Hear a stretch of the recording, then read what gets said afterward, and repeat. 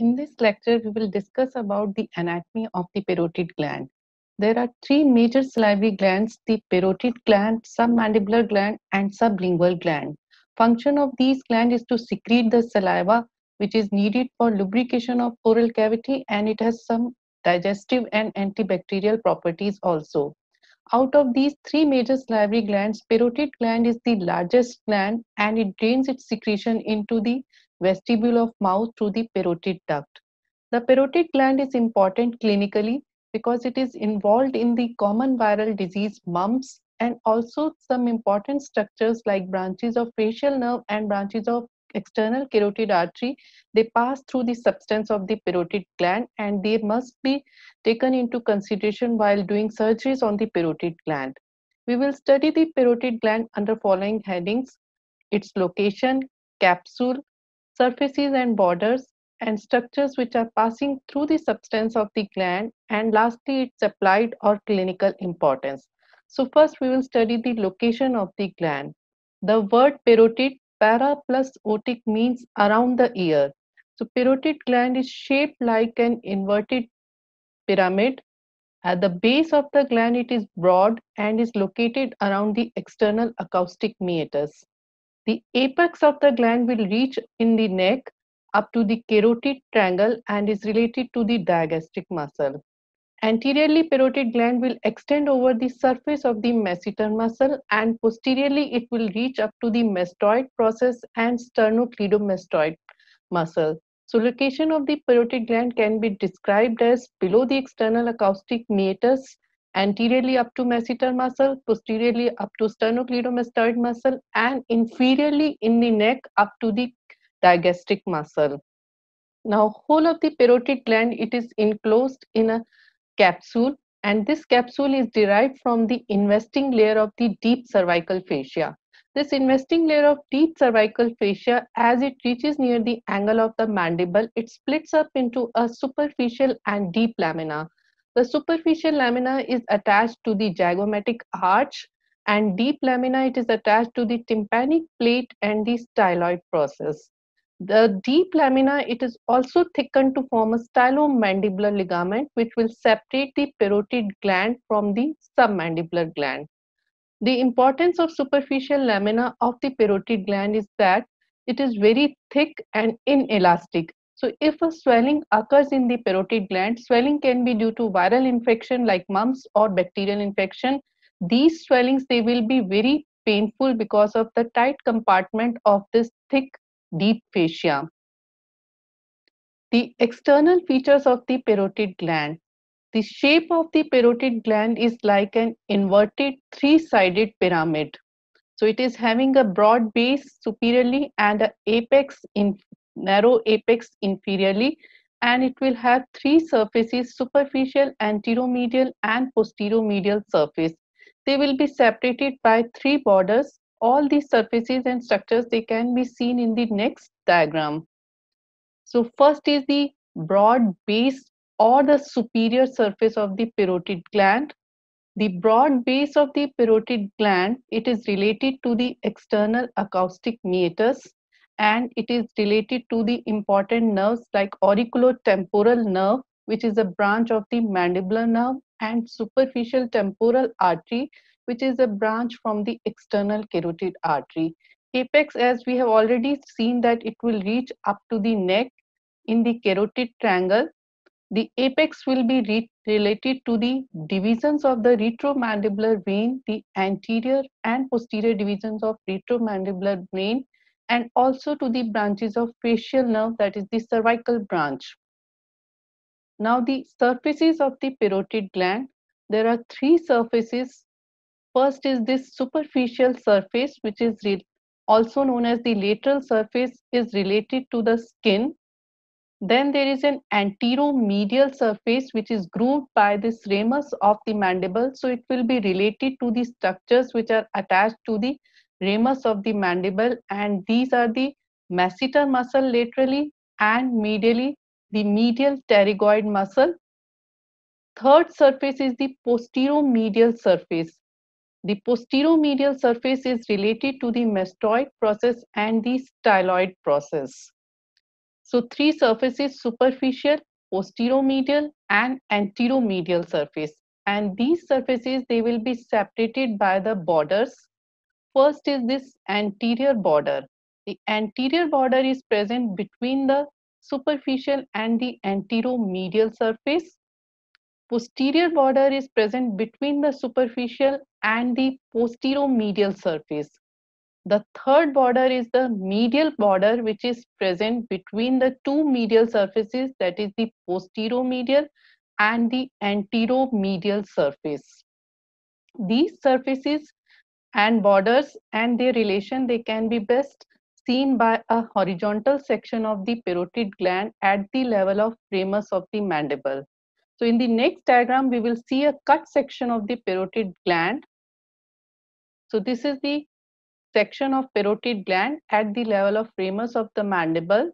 We can see the superficial surface, which is facing the skin, anteromedial surface, which is we have already seen is grooved by the ramus of mandible, and posteromedial surface related to mastoid and styloid process. Now, relations of the superficial surface. The superficial surface, it is related to the skin, superficial fascia, and the deep fascia, that is the parotidomesenteric fascia. And deep to this deep fascia, there are present the parotid lymph nodes, and a nerve is also present in the superficial fascia, that is great auricular nerve, which will supply the skin over the angle of the mandible and also over the parotid region. The second surface is the anteromedial surface. The anteromedial surface, it is related to posterior border of ramus of the mandible and to the muscles masseter and the medial pterygoid muscle. An anterior border is present between this superficial and the anteromedial surface. This is the anterior border, and this anterior border will be related to the branches of facial nerve, and parotid duct will also leave the gland through this anterior border. Second surface, third surface, it is the posteromedial surface, which is related to mastoid process and the muscles attached to it, that is the sternocleidomastoid muscle and posterior belly of digastric. This surface is also related to the styloid process and structures which are attached to the styloid process. The superficial surface will be separated from this posteromedial surface by the posterior border, and this posterior border will be related to the sternocleidomastoid muscles and also to the posterior auricular branches of the facial nerve. The third subborder, this is the medial border between the anteromedial and the posteromedial surface, and this medial border is deeply situated and is related to the lateral wall of the pharynx. So these are the surfaces and the borders of the parotid gland, three surfaces and three borders, and it is having a broad base and a narrow apex. Now the structures which are passing through the substance of the parotid gland, there are three structures. The deepest structure, it is the external carotid artery. Then we have the retromandibular vein, and the superficial most structure in the substance of the parotid gland are the branches of facial nerve. The external carotid artery, as it traverses the substance of parotid gland, it will divide into its terminal branches, maxillary artery and a superficial temporal artery. This will be the deepest structure in the substance. There will be a formation of retromandibular vein by joining of superficial temporal vein and maxillary vein in the substance of the parotid gland, and at the apex of the parotid gland, these retromandibular vein, it will divide into anterior and posterior divisions. The facial nerve and its branches, they will be the superficial most structure. The facial nerve will divide into its 5 terminal branches. These branches, they will supply the muscle of the all the muscles of the face. Now the facial nerve and its branches, they also divide the substance of the parotid gland into two parts, the superficial part and a deep part. And this plane of division, this is known as the Patey's faciovenous plane. This Patty's venous plane become important during the surgeries on the parotid gland, where the superficial part of the parotid gland can be removed easily and branches of the facial nerve can be preserved. Now, as the gland, it is an irregular type of gland. Sometimes some extensions of the glandular mass, they may be present superiorly, anteriorly, posteriorly, or inferiorly. And these extensions of the parotid gland, they will be named according to the structure to which they are related. For example, if a extension of the gland, it is present superiorly near the temporomandibular joint, it will be named as the glenoid process. And if it passes posteriorly, it will be named as the carotid process. And a part of the parotid gland may extend over the parotid duct. This will be named as the accessory process of the gland. Now we will discuss about the parotid duct, also known as the Stenson's duct. As we have already seen in earlier diagrams, the parotid duct, it will leave the parotid gland over its anterior border, and this parotid duct, it will run over the surface of the masseter muscle. The total length of the parotid duct will be about 5 centimeter, and this duct will open into the vestibule of the mouth opposite the crown of second molar tooth.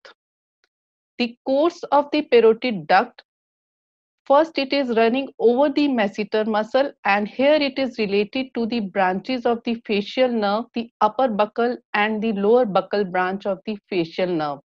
Now further course of the parotid duct, it is an oblique type of course, and it will pierce the various structures which can be seen clearly in this diagram. This is the course over masseter muscle. Then it will turn to right angle and it will pierce the first the buccal pad of fat, then a part of deep fascia, buccopharyngeal fascia, which is covering the buccinator muscle. In this diagram, we can see this buccinator muscle, and after piercing these three structures, buccal pad of fat, buccopharyngeal fascia and buccinator muscle, it will run a straight course between the mucosa and the buccinator muscle, and then it will open up in the vestibule of the mouth. This oblique course of the parotid duct, it is important because it will have a valve-like action on the parotid duct, and also it will prevent the inflation of the duct when we do the forceful blowing or the whistling. But this oblique course of parotid duct it makes the cannulation or probing of the duct very difficult. Now, nerve supply of the parotid gland, since it is a gland, so it will have a secretomotor supply from the autonomic nerves, the parasympathetic, sympathetic, and the sensory. The parasympathetic nerve supply for the parotid gland, it is derived through the glossopharyngeal nerve. The parasympathetic fibers, they will have a preganglionic component and the postganglionic component. Although the parasympathetic secretomotor fibers, they will be derived from the glossopharyngeal nerve, but they will reach the parotid gland through the branches of the mandibular nerve, and these are the auriculotemporal nerve. So we will now study the course of these secretomotor fibers. These secretomotor fibers, the preganglionic parasympathetic fibers, they will leave the glossopharyngeal nerve along its branch, that is the tympanic nerve. The tympanic nerve will reach up to the middle ear, where it will form a tympanic plexus. The further course of the nerve will be now named as the lesser petrosal nerve. This lesser petrosal nerve will reach to the otic ganglion, which is located over the near the mandibular nerve. Now the fibers will relay in the otic ganglion, and postganglionic fibers, they will reach to the parotid gland through the branches of the mandibular nerve, that is the auriculotemporal nerve. The secretions of the parasympathetic nerve supply will produce a watery secretion of the parotid gland. The sympathetic nerve supply to the parotid gland will be derived from a plexus around the external carotid artery. Sensory nerves to the parotid gland will be derived from the auriculotemporal nerve and the great auricular nerve. The lymph nodes of the parotid gland, they will be drained by the parotid lymph nodes, which will drain the lateral side of temple and lateral side of the face, and the efferents, they will drain into the deep cervical lymph nodes. Now, regarding the clinical or the applied condition in which the parotid gland may be involved. The parotid gland is commonly involved by a viral infection that is caused by the paramyxovirus. This is known as the mumps. This will cause a painful swelling of the parotid gland. The swelling is very painful, as we have already discussed, because of the thick, deep fascia over the parotid gland. If the disease occurs in adults, it may cause, along with the inflammation of parotid gland, the inflammation of pancreas, that is pancreatitis, or inflammation of testes, that is the orchitis. These infections, they can be prevented by the vaccine of the MMR measles, mumps, rubella vaccine. In addition to viral infections, the inflammation in the parotid gland may also occur because of the bacteria infections like Staph aureus. If infection is bacterial, it may result in the collection of the pus, that is the abscess formation.